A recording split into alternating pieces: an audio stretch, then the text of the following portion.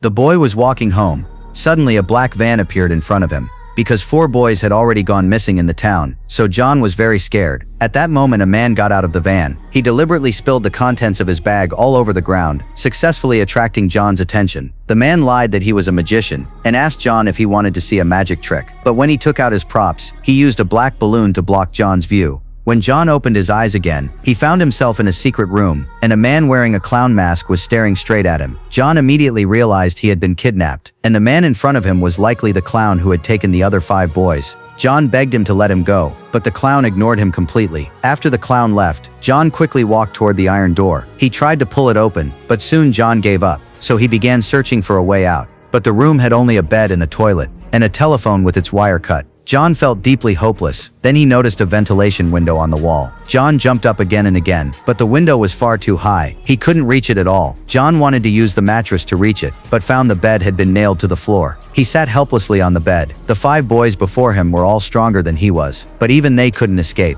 So how could he possibly have a chance? Just as John was sinking into despair, the phone behind him suddenly rang. How could a disconnected phone be ringing? John felt a chill of fear. When he walked over and picked up the phone, there was no sound from the other end. John wondered if he was hallucinating, but later that night he was woken again by the ringing. Half asleep, he muttered, "Stop it already."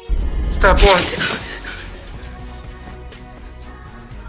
John was startled by the clown. It turned out the clown had been crouching in the corner watching him. John was terrified. He lied, saying he was hungry and asked for food. The clown thought for a moment and agreed. After the clown left, the phone rang again. Even though he knew it couldn't really be working, John still picked it up. This time a deep voice came from the other end. John hung up in fear. He had no idea who had called, but the ringing wouldn't stop. John froze for a few seconds.